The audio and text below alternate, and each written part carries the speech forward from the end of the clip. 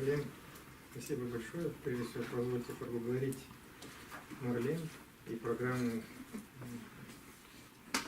центральных исследований за эту возможность сделать презентацию здесь с вами. Я извиняюсь за то, что презентация будет на русском. У меня очень слабый английский, я поэтому предпочитаю на русском языке. So I would like to thank the Central Asia program for giving me the opportunity to present the research here, and I apologize for my kind of weak English, so I prefer to present in Russian.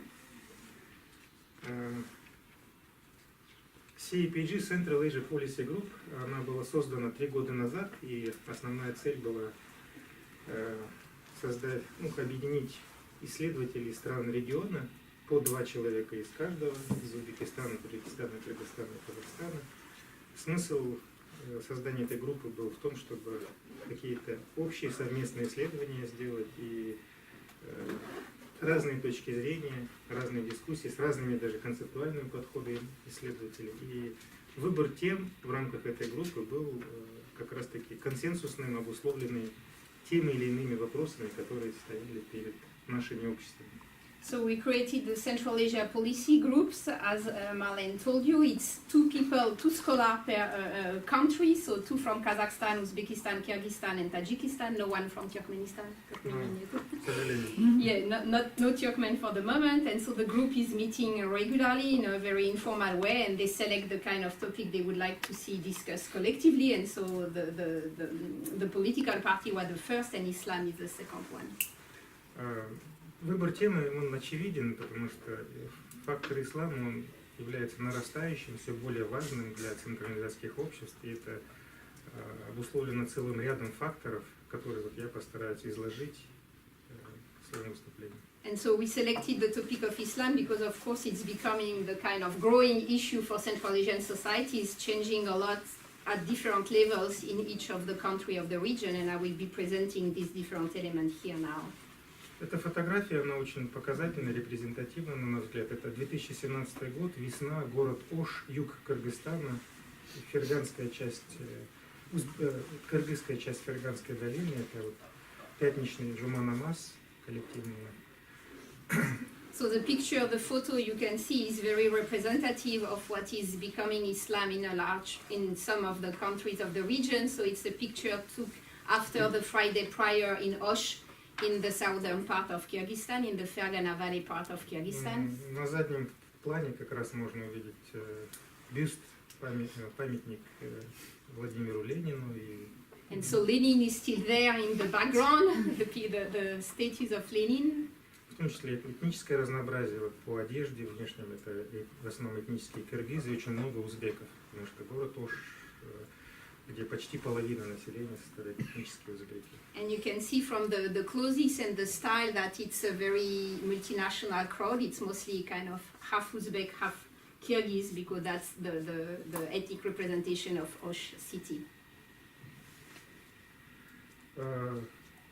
Основные вопросы, которые я хотел осветить, это какова роль и значение ислама в странах Центральной Азии, еще недавно атеистических, советских, является ли это возвращением назад к истокам, серьезным риском и угрозой, или выбором обществ, может быть инструментом мобилизации для самих государств.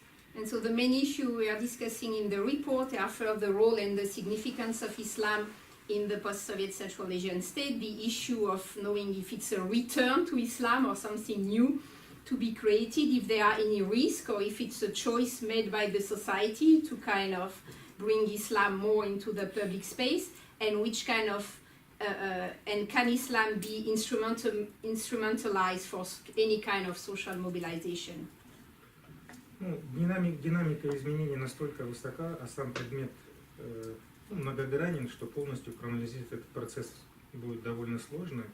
Поэтому мы выбрали вот такой инструментальный подход, как бы фотография изменений или там процесс изменений в 3 ракурсах. And so the changes are going so fast and are so dynamic that it's quite challenging to try to take the right picture at the right moment and to consider it as meaningful. So we decided to go following 3 kind of main elements to try to assess this dynamic. Первое – это динамика изменений с 91 года по 16 год. Потом, каковы страновые перспективы и сравнительная картина через практики государственной политики в 4 странах. So we try first to have a kind of chronological approach from 1991 to last year. Then we looked per country to see the differences and the similarities.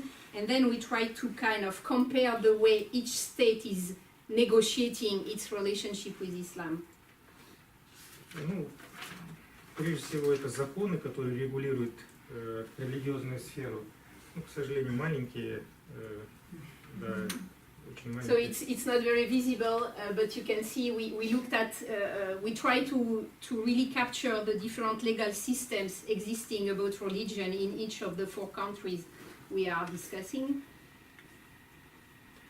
В целом, государственная политика в сфере религии, она формируется в специализированных государственных органах, а непосредственная координация действий в мусульманской среде относится к негосударственным институтам, обозначенных в странах Центральной Азии как духовное управление мусульман. Ну, в Таджикистане это Исламский центр Совет улемов, он официально название. So as you may know, and it's a legacy of the Soviet regime, the body, there are several bodies in charge of the relationship to religion, but the kind of central one, the one centralizing the different elements, is what is called Spiritual Board of Muslim, or sometimes it's called Committee for Religious Affairs in some of the countries. Так как было общее прошлое у стран Центральной Азии, то, естественно, есть сходство в подходах. Вот, в частности, концепции, стратегии, соглашения можно видеть по Казахстану, Кыргызстану, Таджикистану, Узбекистану. Они имеют приблизительно похожие подходы. So because of the Soviet legacy, the 4 countries still share a lot of their legal framework in terms of discussing religion. Показательными и близкими параметрами религиозного образования в 4 странах является, во-первых, это динамика роста количества мечетей и медресе. So one of the first elements that really show the dynamic, the growing role of Islam in the region is of course the big rise of mosque and madrasa in the 4 countries. And you can see some of the data here. По Казахстану тоже можно увидеть. Довольно большая сразу ощутимость. So it really went from a very small number to a really large number today. В частности, вот по 4 странам, вот, да, So больше всего в Таджикистане и в Кыргызстане, то есть наиболее маленькие страны. Они... So the 2 smallest countries, Kyrgyzstan and Tajikistan, are the one having the most mosque, more than in Kazakhstan or Uzbekistan. Количество имамов по странам Центральной Азии, ну, безусловно, в силу численности населения, естественно, можно предположить, что их должно было быть больше в Узбекистане, там 32 миллиона человек. Но мы видим, что по количеству имамов на душу населения Таджикистан и Кыргызстан тоже.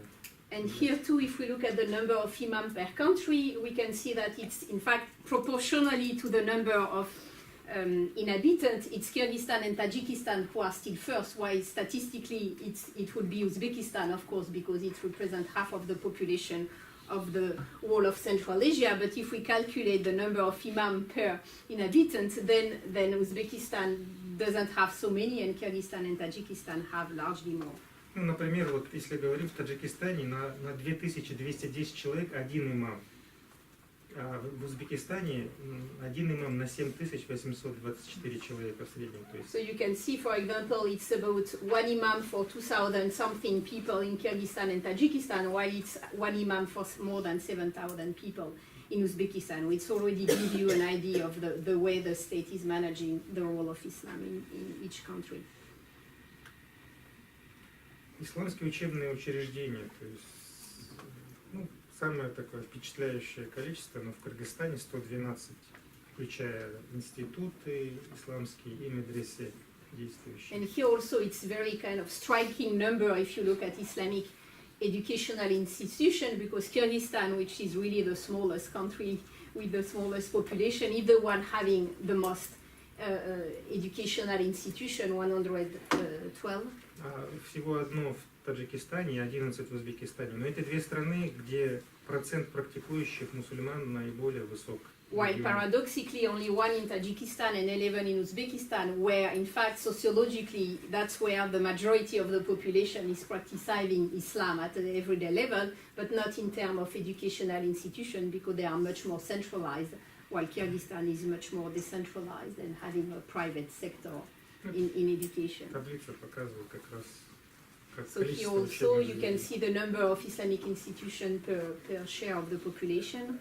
Следует отметить вот в Таджикистане, что если как вы знаете, до 2015 года была партия исламского возрождения, легально существовала в стране, и была единственная страна, в которой исламская партия была.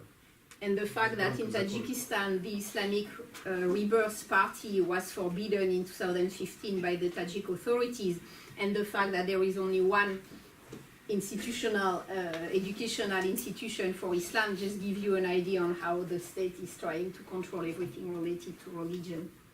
Ну, все страны фактически придерживаются сходных позиций в отношении ислама, то есть везде официально празднуется Курбан-найт в 4 странах. В 3 странах, кроме Казахстана, еще дополнительно Рамадан является выходным днем. В 2 странах отмечается православное Рождество, в частности, в Казахстане, в Кыргызстане. So as you can see, the countries are more unified in terms of their religious holidays, and of course the 2 countries also recognizing the Orthodox Christmas are those with still important Russian minorities, so Kazakhstan and Kyrgyzstan. Ну, это партии, как бы можно посмотреть, везде они запрещены сейчас, религиозные партии исламского, ну, любого толка, но прежде всего речь идет об исламской партии.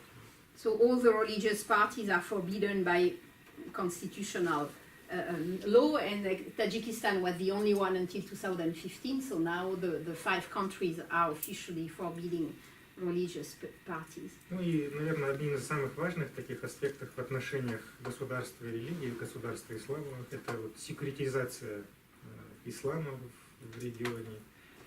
К сожалению, тоже инфографика очень мелкая, но в целом можно увидеть, красное означает это тот период, когда произошла секуритизация, когда происходили конфликты религиозно мотивированные. И отсюда можно видеть по датам, что вот Таджикистан, Узбекистан, особенно Таджикистан, это фактически каждый год, можно сказать, каждую декаду происходили конфликты на религиозной почве, поэтому секуритизация ислама, особенно в Таджикистане, она носит такой очень чувствительный.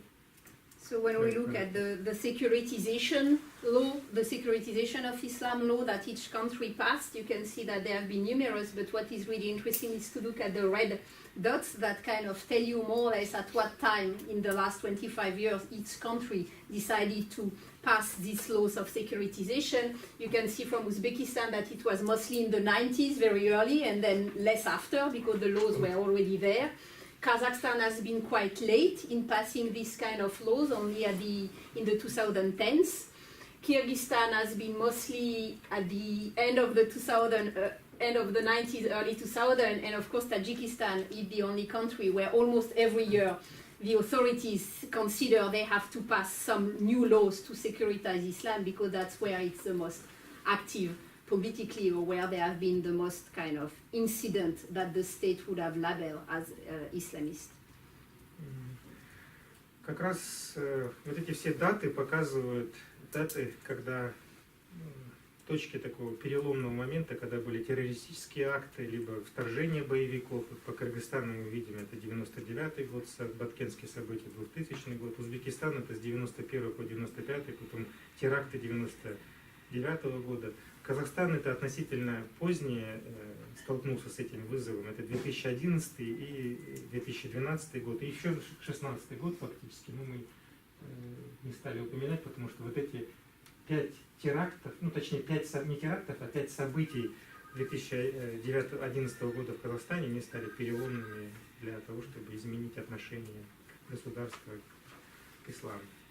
So what is really interesting is to see that, of course, each of these new laws were usually passed after some terrorist act or act that the state, the authorities interpreted as related to Islam. So in fact, it's kind of reactive laws. mostly each time something is happening, then that create that reaction by the authorities to try to manage by promoting laws. And for Kazakhstan, one of the elements they didn't put in the picture is the 2016 incidents that were partly labeled as being terrorist, but some people also consider they should be interpreted not through the Islam lens, so that's why they are not represented there, because they didn't generate a very clear state answer in relation to Islam. Ну и почти сплошная линия Таджикистана, она показывает, что постоянно, перманентно со стороны властей происходила как бы борьба с исламским движением и вообще с политическим исламом как таковым. То есть мы можем видеть, что она, хотя в 2015 году в сентябре был запрет партии исламского возрождения Таджикистана, тем не менее можно предположить, что этим самым история отношений государства и ислама не завершилась в Таджикистане, политического ислама в этом контексте. And of course, the specific case of Tajikistan is showing that political Islam has been always considered as an active element of concern for the authorities, wrongly or rightly, but it can also be discussed as something the state feeling it cannot make it, and so each time trying to pass new laws to try to control what they consider should be under their umbrella. Следует отметить, что очень важным, конечно, фактором для современных стран является советский период и советский опыт. То есть антирелигиозная политика советского времени, она сыграла, наверное, ключевую роль даже. Огромные ресурсы, вложенные в грандиозные проекты по модернизации по-советски, предполагали, что, кроме всего прочего, и секуляризацию религиозного сознания. So, of course, a key element to understand the way the state in Central Asia managed the relationship to Islam is to look back at the Soviet legacy and this kind of authoritarian forced secularization of the Central Asian societies in the 20th centuries really contributed to the state feeling that it's his job to kind of control religion, and that's really a Soviet legacy. В этом, конечно, контексте Узбекистан наиболее, наверное, показательный пример. Это самая крупная по численности страна с мусульманским населением, с исторически значительно большей концентрацией религиозных учреждений, соответственно, более глубокой укорененностью религиозных традиций в виде местных форм бытования ислама. Поэтому можно сказать, что постсоветский религиозный ренессанс в независимом Узбекистане во многом выразился в виде преемственности сохранившихся практик мировоззрения и взаимоотношений ислама и государства. And so Uzbekistan being the kind of the historical center in Central Asia where Islam blossoms in terms of institution, that of course make that, and the fact that Uzbekistan is the most powerful demographically speaking country of the region, make its case a really interesting one to follow in terms of, can we discuss about a return to the past, or is that a renaissance of the religion and their other forms? So Uzbekistan is a kind of critical case to follow. Ну, вот это тоже интересная фотография. Это первый муфти Узбекистана, шейх Мухаммад Садик Мухаммад Юсуф, и первый президент СССР, и последний Михаил Горбачев. И да, их по лицам видно даже, насколько им было довольно сложно наладить отношения. Это очень показательно. Вот последние годы СССР, изменения, которые происходили в религиозной политике, практике, и взгляды показывают.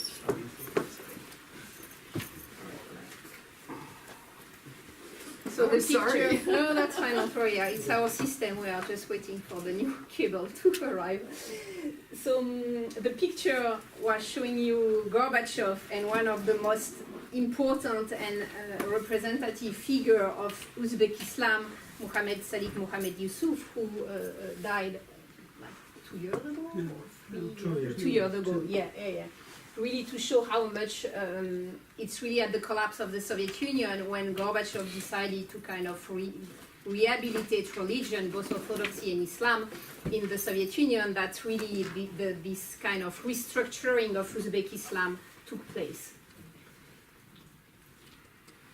Поэтому изменения уже в советский период, последние годы, они дали большой импульс, конечно, к тому, что в Узбекистане с 1989 года по 93 год, буквально там за 4 года, количество мечетей резко выросло. С 300 стало в 93 году 6 тысяч мечетей. So it's really, if we want to discuss the notion of a kind of revival of Islam, it's also Uzbekistan that is the most interesting because between the last year of the Soviet Union and 1993, the country has been rebuilding so many mosques, so the number went from 300 to 6,000 in only 4 years. So it's really where we saw this kind of blossoming of Islam re-emerging much more faster than in the other republics.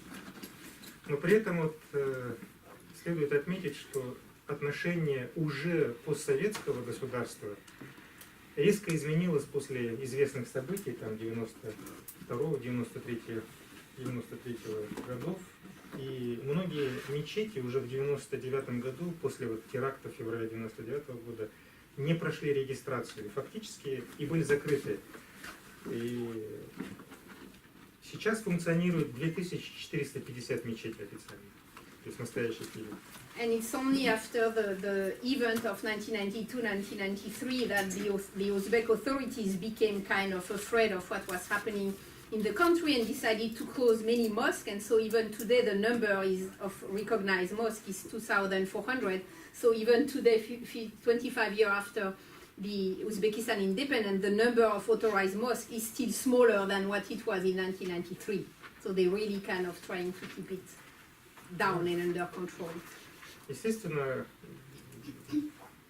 как вы, наверное, знаете, в Узбекистане особое специфическое отношение и законы, которые регулируют религиозную сферу, особенно ислам. И они отличаются своей такой жесткостью, но при этом я бы хотел отметить и определенную последовательность в исполнении данного закона, что обусловлено было вот этой политикой секьюритизации всей. So one of the specificity of Uzbekistan, of the Uzbek state relationship to Islam is not only that it had the most repressive laws in terms of religion, but also that he applied them in a very kind of strong way. While in many other countries there was also this kind of securitization laws, but they were not necessarily really applied. While Uzbekistan both had them and then really tried to apply them. Очень важная часть, на которую государство попыталось оказать сильное влияние, которое сейчас контролируется также правительством, это принципиальный момент, это религиозное образование, которое... Yeah, religious education is also a critical element considered to be, that has to be controlled by the authorities. Поэтому можно рассмотреть это в двух уровнях.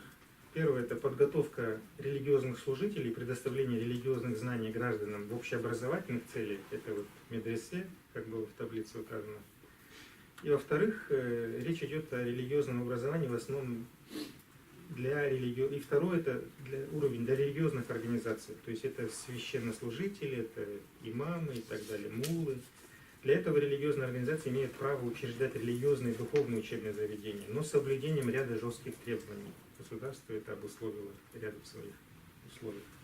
And so there are two ways of looking at that. The first one is to see the kind of training that is offered for imam in the countries, and to look at the kind of education and institution that are recognized officially for being authorized to give a religious training for religious personnel. And of course on the other side is also to look at what is available for everyday average citizens. Два высших учебных заведения – это Ташкентский исламский институт имама Бухари, и второе – это традиционное, это медресе Мир Араб в Бухаре, и еще 9 среднеспециальных исламских учебных заведений. So you have two higher educational institutions that are officially recognized as giving religious training, one in Tashkent opened in the 70s and one in Bukhara, which is the historical one that has been there since centuries, and then there are like 9 other secondary level or kind of lower level institutions that are also authorized to give training for imam.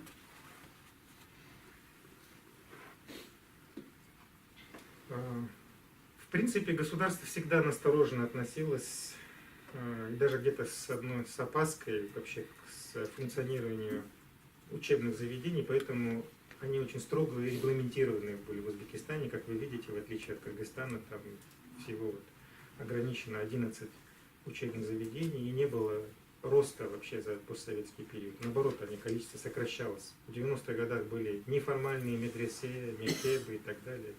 Сейчас это вот на этом же уровне. И даже после года президентства второго президента количество исламских учебных заведений не изменилось.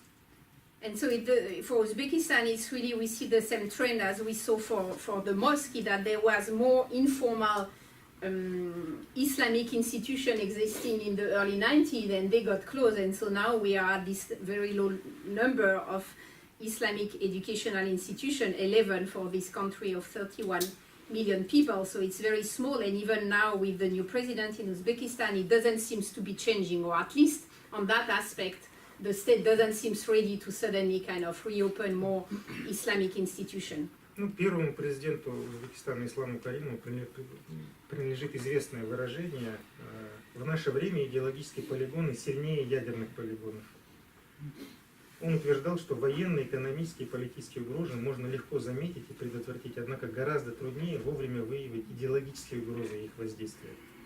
So one of the famous quotations by Islam Karimov was to say that it's much more easier to fight economic or military or political threat than it is to manage ideological threat. So he was clearly identifying Islam as being the main ideological danger for the regime.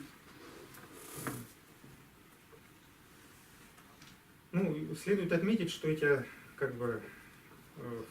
основания в какой-то степени они были оправданы, несмотря на жесткость проводимой политики. Мы считаем, что эти опасения были не безосновательными. And so one of the conclusions of the research group was that even if we can say, of course, that legislation toward religion in Uzbekistan has been very repressive, we consider that the notion that there was a real political risk for the Uzbek regime at a certain time in time is kind of quite validated. Ну, например, само вообще существование исламского движения Узбекистана, вот взрывы в феврале 99-го года в Ташкенте, они показали. And the fact that there have been terrorist action by the Islamic movement of Uzbekistan at the end of the 90s, early 2000 is a kind of understandable element explaining the repressive level that the Uzbek authorities choose to have toward Islam. Конечно, есть еще один аспект, это вот в частности практически для всех стран региона сейчас очень актуальны, это дебаты об исламском дресс-коде. But one issue that is becoming more important now in the kind of public debate, and which is showing how much Islam it's not only or not anymore only a political issue, but it's becoming more a social, cultural element, is of course the issue of Islamic clothes and the way people can display their Muslimness in public through veils and other identified as Muslim clothes. В Узбекистане, если вы бывали, наверное, можно увидеть. Редко, практически невероятно будет увидеть в городах, даже на сельской местности, людей в религиозно мотивированной одежде, будь это женщины, хиджабы и так далее. То есть это фактически находится под негласным запретом. В то время, например, как в соседнем Кыргызстане, можно увидеть довольно широко распространенно. Это при том, что практикующих мусульман в Узбекистане намного больше. And so that's interesting to see that even if at the sociological level, there are people, Uzbeks are more practicing Islam than Kyrgyz. If we look at the Islamic dresses, then we can see that in Uzbekistan it's almost forbidden for women to be in hijab, or depending how you will define hijab, or for men to be in very clearly identifiable as Islamic clothes, kind of Pakistani style dress, while on the neighboring Kyrgyzstan, it's really becoming very widely spread, especially in southern Kyrgyzstan. A large number of women are veiled now, for example. Как бы кратко подводя итоги под политикой узбекского правительства в отношении религии, мы видим, что сейчас ситуация находится в контролируемых рамках, и основные усилия правительства направляют на то, чтобы сохранить этот контроль. Но мы можем отметить, что есть другие факторы, которые говорят о том, что ситуация не так однозначная. И в целом даже где-то уязвимая и шаткая в связи с эволюцией, которая происходит во всем мире и вообще в Узбекистане. So it's clear that the Uzbek authorities, now that they have passed all these laws securitizing Islam, they are just trying to maintain things how they are, and just to have the laws being implemented and to try to have nothing changed, but we can see that the social fabric is changing itself and that it's becoming more and more difficult for the Uzbek authorities to try to maintain the law they passed in the 90s because the society is changing and the relationship to Islam is evolving faster than what the authorities want to recognize. На нынешнем этапе мы видим, что происходит уже осознание на уровне правительства Узбекистана, что эти изменения, они будут носить такой долгосрочный характер. В частности, мы видим по действиям президента Мирзияева, который все более демонстрирует мягкое такое отношение к религиозным авторитетам, вообще к религиозной элите традиционной, которая существует в Узбекистане. And we can see now that the new government in Uzbekistan under the presidency of Mirziyoyev is slowly recognizing that the law as they were passed cannot be continued, and so they are kind of slowly recognizing the change in social fabric and in relationship to Islam. And if Mirziyoyev didn't change, for example, the number of Islamic educational institutions authorized in the country is clearly in the last years has softened its relationship to traditional religious elites. So it's not institutional, but it's more at the elite level for the moment. Ну, одним из новшеств президента Узбекистана Мирзияева было учреждение так называемых виртуальных приемных. То есть это можно было в онлайн-режиме электронно сделать запрос в тот или иной орган. И статистика показала, что значительное количество вопросов касается религиозной жизни. Например, как я уже говорил, исламского дресса, ношения бороды и так далее. То есть эти вопросы действительно волнуют, и это по количеству оно не меньше, чем социальные вопросы, например, трудоустройство, справедливость и так далее. То есть, And so, as you may know, when Mirziyoyev took power in September last year, the new Uzbek government deciding to open a virtual cabinet, so something online, so kind of e-government initiative where people can submit online their claims and their issues, and they will get an answer by the authorities. I know that Sanat didn't give the number, but I think it's 1.5 million people submitted a claim and get an answer. So it's really a huge number of people. And Sanat is explaining that a large number of these claims were about religion, what is authorized, can we wear a veil in school, and so on. So given, based on the statistics that are available, it seems that this religious question were as much as important as as a social economic question. So it's really explaining how much it's meaningful for the population. Марлен блестяще объяснила. I said more than explain. Действительно, это новшество, оно показательное, оно дало возможность властям Узбекистана почувствовать настроение в обществе, то есть получить вот этот механизм обратной связи, и он дал определенные результаты. То есть поэтому мы видим, что изменения, в том числе к религии, происходят со стороны властей Узбекистана. То есть сейчас, наоборот, Шавкат Мирзияев говорит о том, что необходимо создавать центр по изучению ислама, который мог бы быть противовесом вот той радикализации или там салафизму, который пустил вот эту вирусную идеологию в молодежной среде.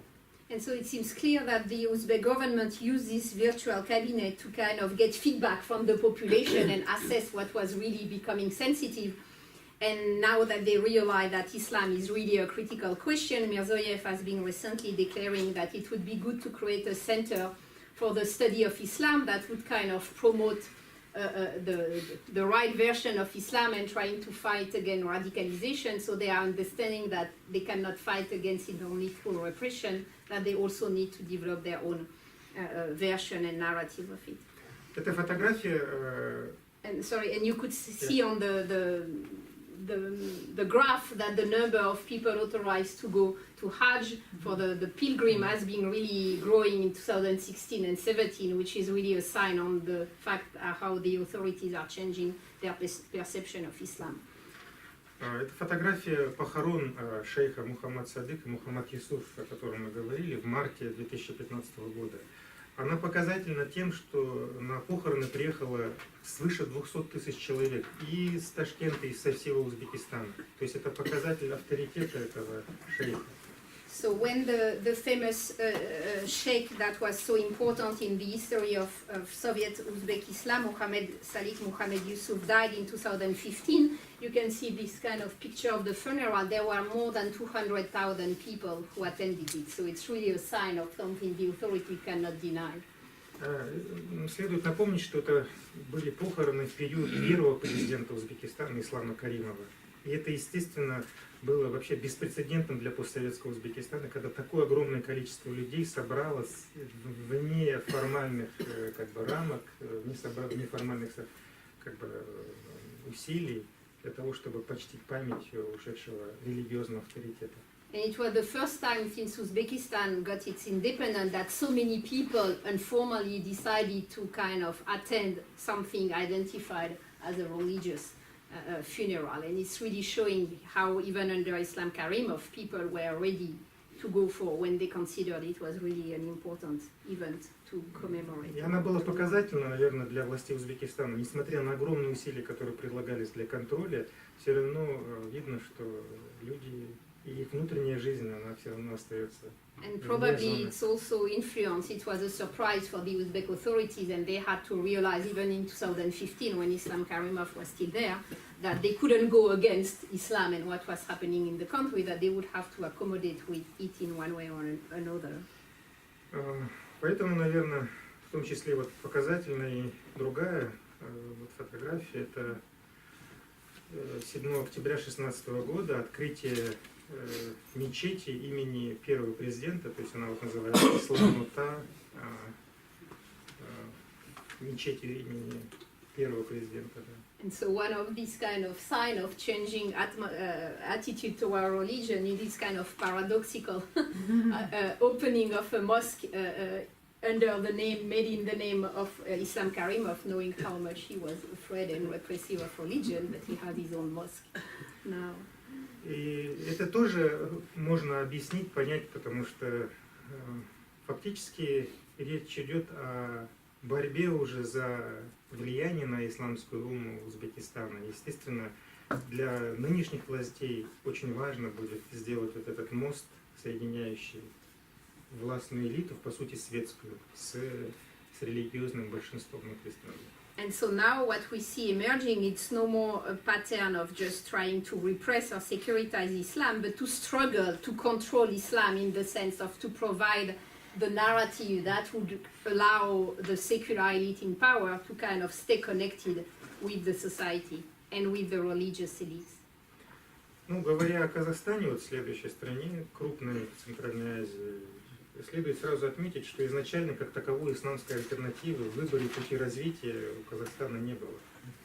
If we look now at Kazakhstan, the second country of the region in terms of population, we can see that it's a really different context, that there was never in the history of independent Kazakhstan this kind of possibilities of seeing emerging a kind of Islamic trajectory for the country. It was never really discussed. While in Uzbekistan it was, or in Tajikistan, it was something that was really there on the table, a possible path of development. Вместе с тем следует отметить, что закономерно, что социальная роль религии ислама возросла в Казахстане, это вполне очевидно, это как бы мировой тренд и региональный в том числе. So of course Islam is becoming more and more prevalent and important in the Kazakh public space, but that's something which is newer than what it was in Uzbekistan, where it was considered as more traditional and obvious. Поэтому, безусловно, стало уже таким устойчивой традицией, например, выступление президента страны, президента Назарбаева на мусульманских праздниках, в частности, вот главный ключевой Курбан-Найт, он обязательно выступает в центральной мечети в Астане или в окружении как бы религиозных авторитетов. В частности, справа от него это муфти Казахстана. And so it's now considered as totally normal for President Nazarbayev to make an official declaration each time there is a Muslim Islamic religious holiday, and to speak from the mosque in city, I mean, speaking close to the mufti of Kazakhstan. Основная как бы принципиальная линия, это придерживание в Казахстане, это разделять принципы светскости. То есть what remains very important for the Kazakh authorities is to try to maintain this kind of line or direction of the secularism of the Kazakhstani public space. Ну, в отношении ислама, как вы, наверное, понимаете, это довольно сложно. Это в отличие от христианских институтов, здесь нет какой-то такой церковной организации, поэтому здесь между светскостью и религиозностью грань очень гибкая, подвижная, то есть она не такая устойчивая, например, как в классических светских странах, там, Европы. But one of the difficulties is that Kazakhstan is trying to follow or implement secularism, a definition of secularity which is mostly coming from Western country, where the state and the religion that had to be dissociated was Christianity and the state. And of course, because in Islam it's much more difficult to see where the line is going on, the line of division between what is religious, what is secular, and how the public space should be. It's much more blurry in a Muslim majority country than it is in a Christian. Ну, за 25 лет от независимости количество мечетей в стране выросло в 37 раз. So you can see the number of mosques in the country got increased about 30 times, so it's now more than 2,000 mosques. Ну, в 2011 году больше всего было, в 2016 2516, в 2011 2700. You could see there were more mosques in 2011, and like 200 of them have been closed by then. В 2011 году была принята новая редакция закона о религии. По нему, в принципе, перерегистрацию многие мечети не смогли пройти. And so after the 2011 new law on religion, many mosques, 200 mosques couldn't get a new registration. Одним из таких внутренних рисков для Казахстана является, конечно, фактор того, что происходит размежевание не только по линии светскости и религии, но и размежевание внутри самой мусульманской среды. One of the big issues for the Kazakh authorities is to take care not only on the line of divide between a secular public space and Islam, but also the growing line of divide inside the different Muslim communities and Muslim leadership. Хотя риски политизации ислама, как я уже говорил, в Казахстане, большинством экспертов, и мы придерживаемся этого мнения, являются не такими высокими сравнительно с соседними странами, но их не следует недооценивать. И можно показать на примере терактов 2016 года в Актубе и в Алматы, когда небольшая группа радикалов, даже один человек стали способны стать вызовом для всей системы. And we consider that the risk of politicization of Islam is less important in Kazakhstan than it is, for example, in Tajikistan or in Uzbekistan, but it's still a risk that should be considered. And the terrorist act in Aktobe and Almaty of 2012 were a kind of sounding bell for the regime that they have also to take care of that, and it's not only happening in other countries. Анализ показывает, что в большинстве своем эти радикалы, они неофиты. Их путь к религии был таким тернистым. Как показывают примеры различных мусульманских стран, религиозно мотивированные протесты бывают неизбежны, если нет иных форм выражения своих взглядов. Например, вирусная идеология, даже ИГИЛ, ДАИШ, когда она так упрощенно, по сути, доступна для малообразованной в религиозном контексте аудитории, дают эти посылы и так далее. В этом отношении риски в Казахстане довольно существенны.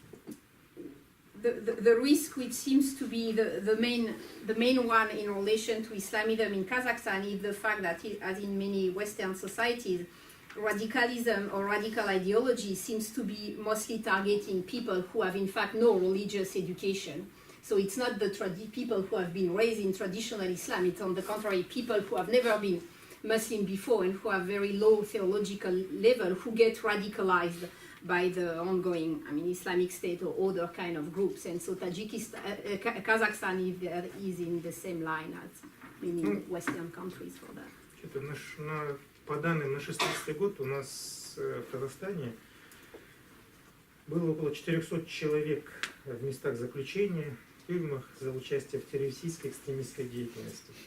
So in 2016 there were about 400 people who were in jail for terrorist or extremist action or participation in a terrorist group.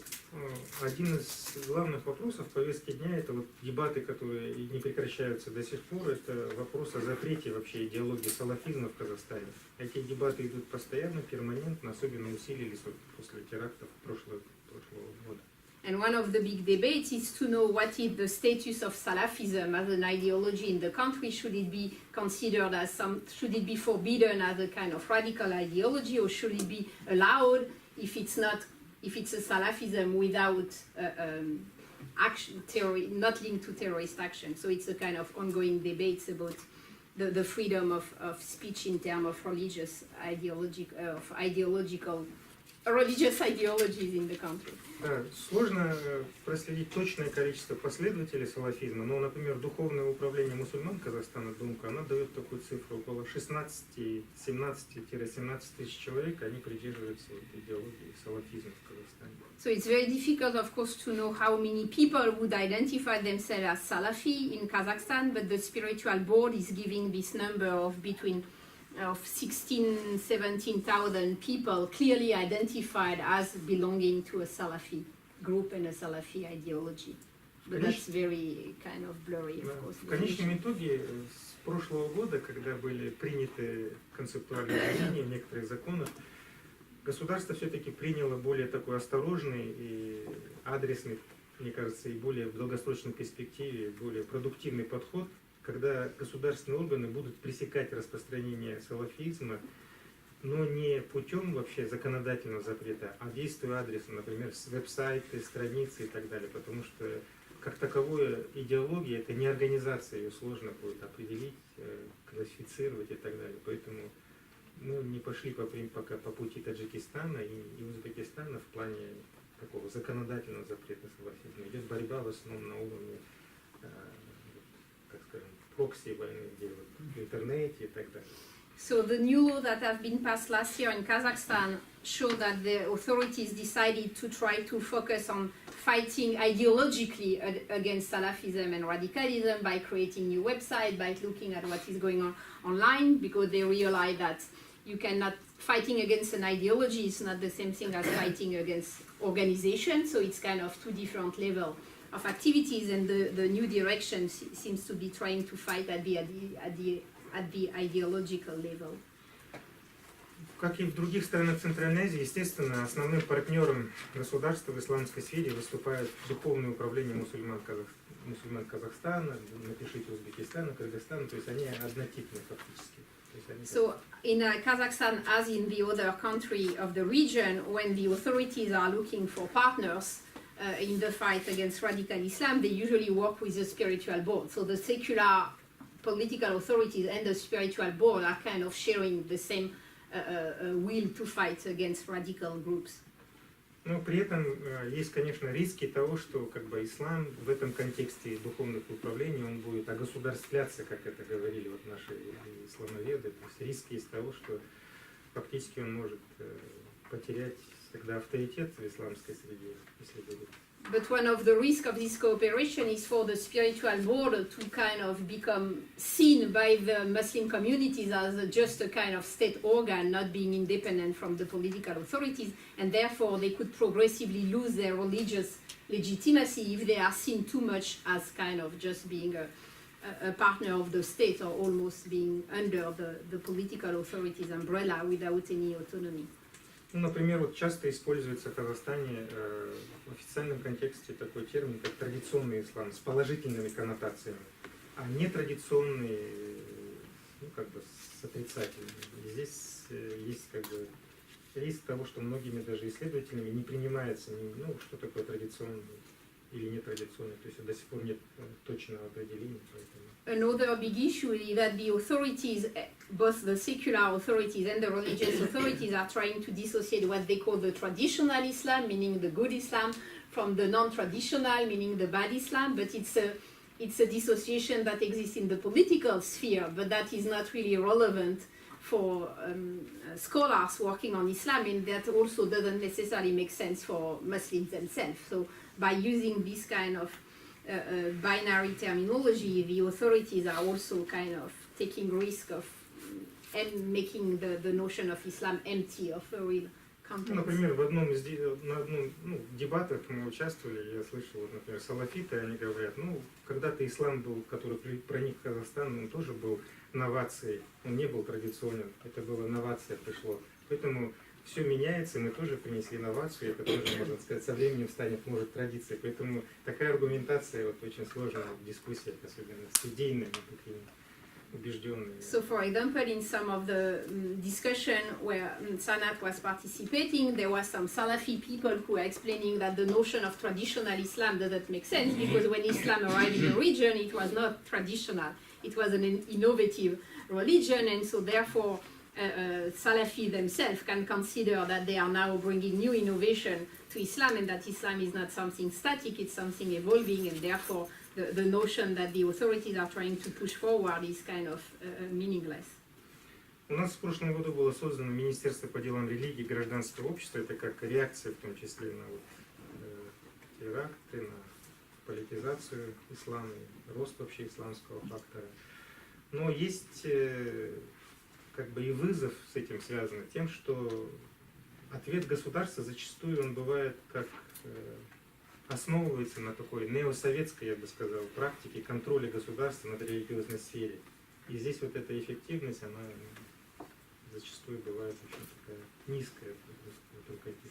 And so last year, Kazakhstan created a new ministry, the Ministry of Religion and Civil Society, which was seen as a kind of answer of the state, from the state on Islam, but it's creating what Sanat called a kind of neo-Soviet way of discussing, of having state authorities discussing with Islam, and it's also probably contributing to making state answers not very relevant to what is happening on the ground. То же самое, дебаты об исламском дресс-коде, это тоже очень важная часть дебатов внутри Казахстана. И запрет, например, в учебных заведениях, в школах, университетах, он тоже очень широко дебатируется. Фактически запрет существует, это, наверное, тоже понятно. И есть большое количество, около 5000 обращений в Министерство образования и науки Казахстана по поводу этого.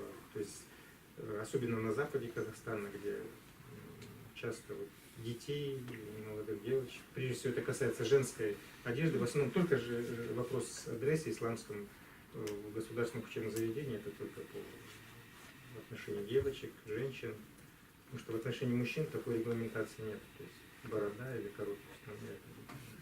So in Kazakhstan, the debates about Islamic clothing is also a very important one, but compared to Uzbekistan or it's mostly concerning female Islamic clothes, so the veil. It's not so much about male clothes, it's really about women being authorized or not to veil, and so it's legally forbidden for women to wear a veil in school and also in university.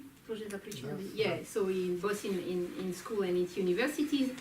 And there have been at least 5,000 claims or demands sent to the authorities to try to remove this law, and there are many of them are coming from western Kazakhstan, so the region of Atirao and Aktao, that seems to be the one where you have more and more women wearing veil and wanted to be authorized to do so in school and university. В школе этот запрет очень жестко соблюдается, в университетах он еще на усмотрение, потому что есть частные университеты, есть даже государственные, там нет такого, ну, как бы очень строгого. So in school it's really, the law is really followed very closely and there is no way to kind of escape them. In universities it's much more flexible because some universities are private, and even in some public universities it's kind of can be decided almost on a case-by-case aspect depending on how the university authorities want to implement the law or not. Ну, такой же заворачиваем, да? Да. Это же... Хорошо. Хорошо. Ну, то же самое касается и вопроса, в частности, намаза послеобеденного, это также дебатов. So the level of attendances of Friday prayer is also growing in Kazakhstan as it is in all the countries in the region, and there are also growing debates about what it means and whether that means, for example, for people being authorized to leave work on Friday and so on. Еще одним, ну, я, наверное, завершу тогда этим. В Таджикистане и Кыргызстане можем отдельно поговорить о вопросах-ответах. Как бы одной такой ремаркой, которая тоже бросается в глаза, это публичные хаджи политиков в в Мекку.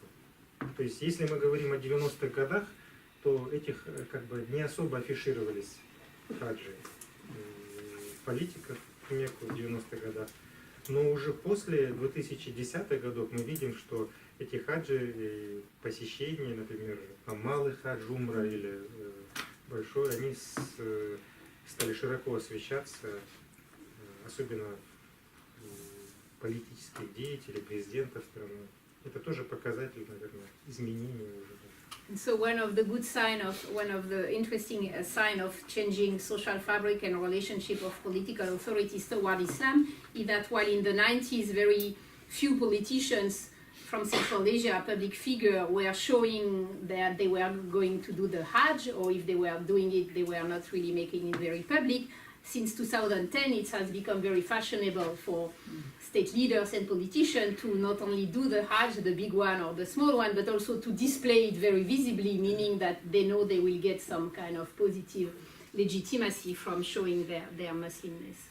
Ну, сразу хотел бы отметить, что первый вообще хадж, умра, малый хадж, из президентов стран Центральной Азии совершил именно Ислам Каримов в 92 году. And that's interesting to remember that the first president to do the small Hajj, not the big one, was Islam Karimov in 1992. So at the time where he really wanted to kind of promote his image as a good Muslim. Ну, события в Намангане 92 года, особенно теракты февраля 99 года, конечно, радикально поменяли его отношения. Он фактически после этого не совершал поездок уже ни в личном качестве, ни в официальном качестве в Саудовскую Аравию. And it's only after the terrorist act in the Fergana Valley that he really stopped showing any kind of religious legitimacy. Вторым из президентов центральноазиатских стран совершил хадж президент Назарбаев в 1994 году, и он всего совершил их 4 на данный момент хаджи. So the second president to go to do the Hajj was Nazarbayev in 1994, and since then he has been doing Hajj 4 times. Ну вот, в частности, в 2003-2013 году, но официальные ролики об этих хаджах появились только в 2016 году. And so he did it 4 times, but it's only this last year that it's really become publicized with kind of small video showing him in white, following all the pilgrim actions during the Hajj. When he was doing it in the 90s, it was not really publicly displayed that largely. 25 октября 2016 года, это тоже визит в мечеть пророка в Медине, она тоже широко освещалась, и на сайте Аккорды вы можете видеть как раз. And so now it's, for example, when he visited the Medina Mosque last year, it was really publicized even on the presidential administration website, which was something which was not done before. Третий из лидеров хадж совершил третьим по счету в июне 1997 года президент Рахмон. Кроме этого, он в 2001-2005 году совершал хаджи. The third president was Emomali Rahman, Tajik president who went first time in 1997, so just after the end of the civil war and the peace agreement in Tajikistan, and then he went also twice in the 2000s. И Берду Мухамедов в апреле 2007 года четвертым совершил хадж. Then Berdi Muhamedov, second president of Turkmenistan, did the Hajj in 2017, so just a few months after he arrived in power. В декабре 2014 года президент Атамбаев, действующий президент Кыргызстана, совершил хадж, и он широко освещался уже в кыргызской прессе. And the current Kyrgyz president Atambayev also went to do the Hajj, and that was very widely publicized in Kyrgyzstan by the Kyrgyz authorities. Например, в январе 2016 года хадж совершил президент Рахмон со всей своей семьей. Это было широко освещено, как вы, наверное, могли видеть, внутри страны фактически. И в том числе в мае 2016 года был совершен хадж президентом Туркменистана Берду Мухамедов. Он тоже очень широко освещался, и это показательно. То есть электорат меняется в странах Центральной Азии. Президенты, соответственно, хотят бы соответствовать. And so the two presidents who did the Hajj last year, the Turkmen president and the Tajik president in 2016, they each time went with their whole family. That was very widely publicized by the authorities of the two countries, really clearly showing that the authorities understood that now it's a sign of legitimacy to display this kind of religiosity. Ну и в завершение там, конечно, вот еще одна репрезентативная фотография. And then to conclude, some pictures that are really also kind of revealing Это, things. это Бишкек, это 2017 год. So that was taken this year. Ой, It's in Bishkek, so you can see Ну, можете Lenin видеть, status да. and then people praying. Ну, вы знаете, Марлин очень хорошо это место знает тоже, да. То есть очень показательно. И оно тоже в плане того, что это было совсем недавно, вот 17-й год практически. So Это сзади, недалеко, кстати, дом правительства и президентский дворец, и там площадь Алатау, как вы сказали. And the fact that people can pray so publicly in the most central place of Bishkek, just very close to the parliament and the presidential house, really show how much it's now accepted to display this kind of religiosity in public space in Central Asia.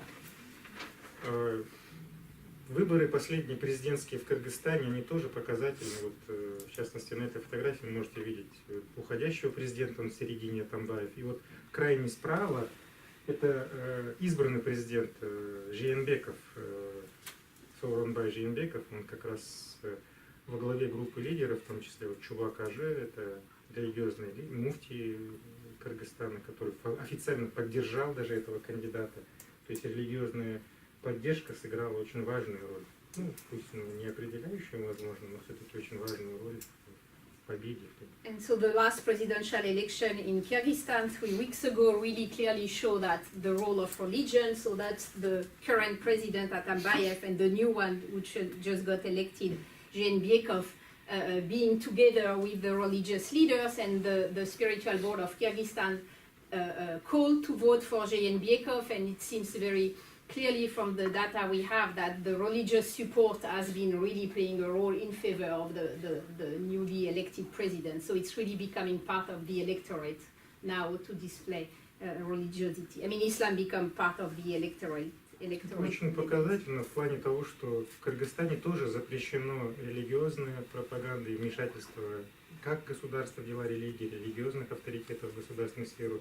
Но при этом вот Баткенский регион, мы видим яркий пример, когда используются религиозные авторитеты вот, в предвыборной кампании. Здесь поддержка от Аллаха буквально в перевод от кандидата. And you can see from that picture taken in southern Kyrgyzstan how much the traditional post-Soviet law of dissociating religion from state and not having religious party or party based on religion is kind of becoming totally outdated given the change of the social fabric, because it's clearly showing how much local politicians are basing their legitimacy on religion, and it's saying like support from Allah. So it's really now, I mean, all the public space is less and less secular, and politics is less and less secular in Central Asia. Ну, таким образом, вот, модификация всей этой государственной политики в сфере религии в странах региона, а также формирование этого диалога с исламом нового, обусловлено двумя основными тенденциями, которые можно условно обозначить как борьба за умы и сердца, с одной стороны, ну, и второе – это борьба за голоса электората. Вот часто данные тенденции даже противоречат друг другу. So we see that all the current laws will probably have to change to take into account the change of things on the ground, and then the two forthcoming fights are no more the kind of repressing Islam and trying to limit it, but trying to conquer the heart of Muslim people and try to make that as to make Islam part of the electorate debates, because it's now clearly an element for public support, for gaining public support. Спасибо, я за это. Спасибо за On внимание. that, I will stop and we can now.